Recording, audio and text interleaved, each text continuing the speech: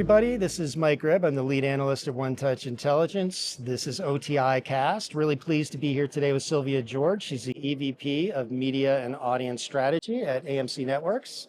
Welcome to the podcast. Thank you, Mike. I'm really happy to be here. Great. So am I.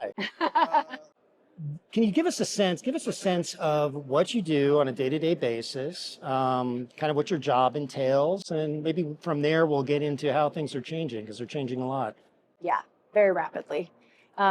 So my focus and my team's focus is driving audience growth and engagement and serving our content to customers wherever they are across that ecosystem. Yeah, so how is that different today than it used to be, and where do you see some of the innovation happening? Yeah, I think customers now are looking across the entire landscape. It's a much more fragmented media landscape, and the days of somebody tuning into a linear channel and staying there and not going anywhere else are gone. People have countless options in front of them, and so really meeting audiences where they are. Subscribers and viewers often have their favorite platform or their favorite consumption medium, and across the wider audience you're trying to capture, there can be many different variations of that.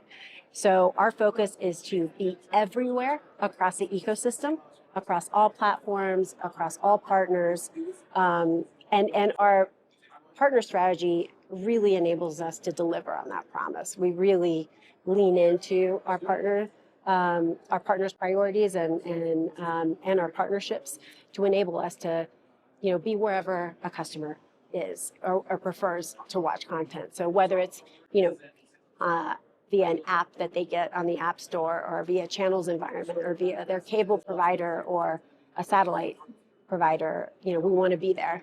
And so that's really our focus now, whereas before, 10, 20 years ago, or even 5 years ago, as long as you were in one or two places, you were okay.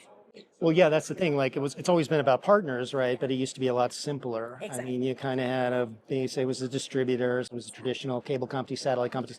Totally different today. And now you have to partner up with not just that side of the business, but everywhere else. So how has that been going for you? How have you sort of approached that? It's been going really well. I mean, we have really seen value in really tying into what our partners see as priorities and leveraging their scale and their audiences. So, we're really there to truly act as partners and not just view them as a means to capture audience. And depending on the partnership, whether it's a technology company, whether it's a cable provider, whether it's, a channels environment, each of those partners have different superpowers, they have different ways in. And so our focus is in really leaning into each of those partner strengths and bringing them what helps them grow as a business.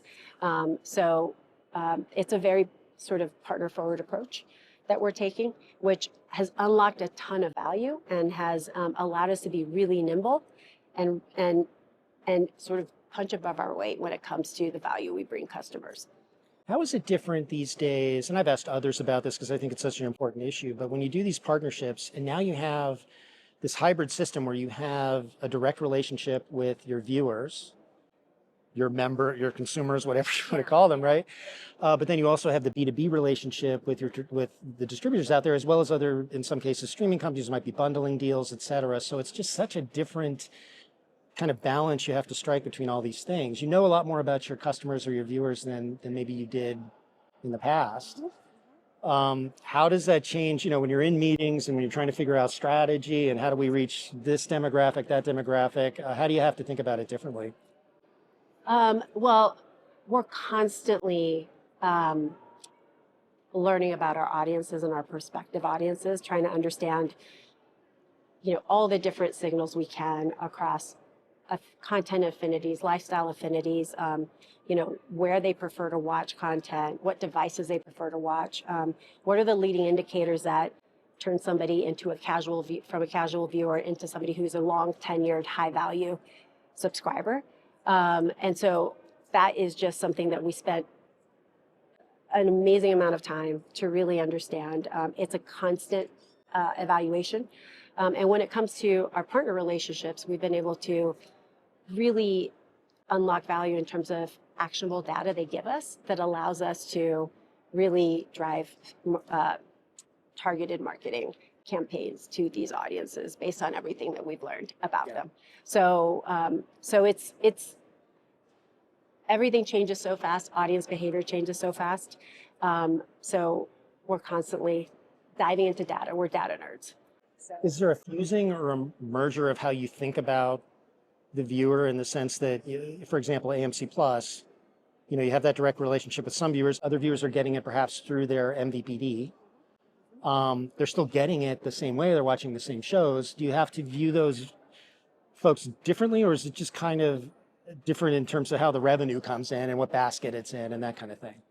We are agnostic, really. Yeah. For us, it's all about meeting the consumer where they are. So if they're on an MVP, if they're accessing us via, an MVPD subscription, or again, if they download us from an app store and watch us that way, we are agnostic. We really are focused on driving engagement. As long as those customers continue to engage with our content and keep engaging with our content, that's what we find valuable. And so there's no preference, like internally, you're not like, oh, we wish people would just watch it this way or that way. No. I think we really see the value in leveraging our partner relationships because of the scale and access and audience that drives. We're not in the days where we could build a massive D2C infrastructure or where we could throw a ton of money at it. So rather than trying to build into growth, which is not sustainable, and I think it's been proven out across the industry, really understanding where we can unlock opportunities with partners and really leverage their scale and audience to really drive people to our content, which is very valuable. It's proven to be a really valuable business model for us. A lot of great IP, definitely. Well, you talked about throwing money at it. There are a lot of huge companies you're competing with in many ways. In some cases, partnering with them. I mean, it's kind of weird. Everybody's a friend of me, right? Yes, exactly. But they're very big. They can spend a lot of money. They can spend way more in terms of content spend than perhaps AMC networks could. So you have to maybe be more selective about what you're doing, et cetera, a little more nimble. Can you talk a little bit about what it's like to be a smaller company kind of surrounded by these giant companies that have come in? Yeah. We have some interesting advantages from different angles. One is we're serving these niche, passionate audiences.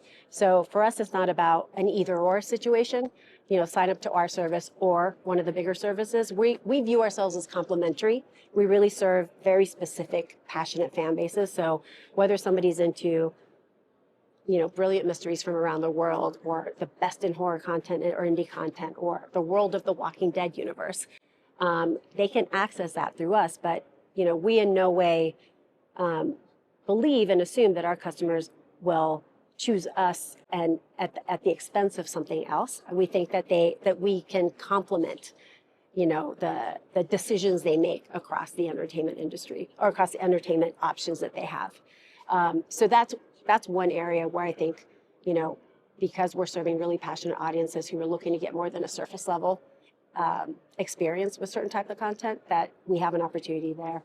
And separately, we are very focused on really leveraging our partner relationship in ways that I think is unique to us. We can be nimble. We can try new things.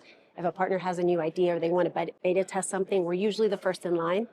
And that's actually unlocked opportunities for us that some of the bigger players get, that somebody our size wouldn't normally get, because we're very flexible and we really think about our partners' priorities and how they can align with ours to get to someplace bigger. So when we think about innovation for a company like AMC Networks, it might just be the flexibility aspect in a lot of ways, like just the ability to kind of try things.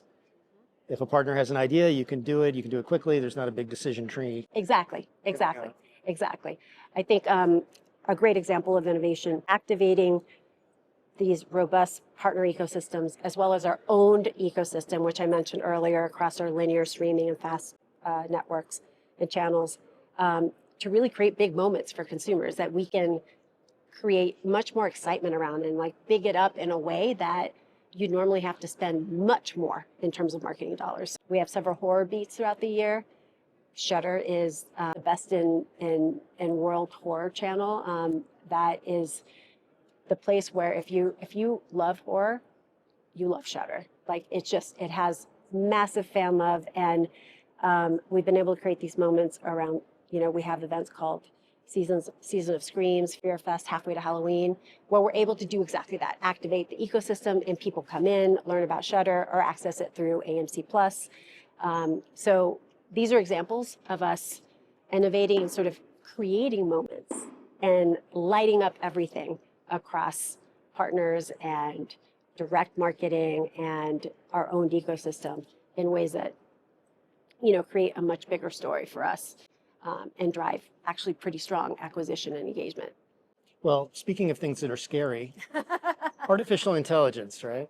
I'm just curious, has that affected your job at all so far yet? I mean, how, if at all, is that coming into play in sort of your day-to-day job? Yeah. I mean, it's something we are thinking about a lot as a company. We have a task force, a strategic task force that thinks about how we can leverage AI responsibly throughout everything we do. But in my specific world, where we've seen it really start to add value is particularly with our technology media partners.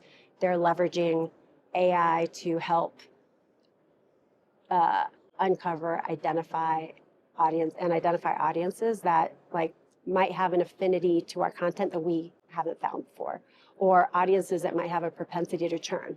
How do we make sure we keep them? How do we message them? So that's sort of this predictive audience approach that is becoming more of a mainstay. So essentially, you feed the audience data into AI, and it is telling you the AI suggestion as to how to keep this audience. Yeah, and it's all done in a very privacy compliant way, right? Because there's some, we want to make sure that we're not running afoul of that, but at the same time, it helps to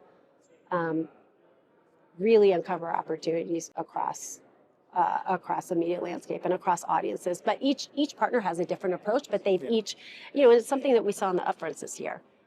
All of the advertising partners we work with have an AI product or some version of AI that they have incorporated into their tactics. And so we're absolutely testing that with them. And we've seen some really strong results, right? Particularly in retention and engagement. So on AI, when it's making suggestions based on the data, how much do you trust it? How much do humans have to get together and say, okay, are we buying this one? Maybe we go with this one, but we don't go with that one. How do you go through that process? There's always a human who makes a decision on which way to go. It's a tool that we use and that our partners use to surface opportunities and risks. And then we evaluate it and to understand whether or not it makes sense. But it's really leveraged as a tool, not as the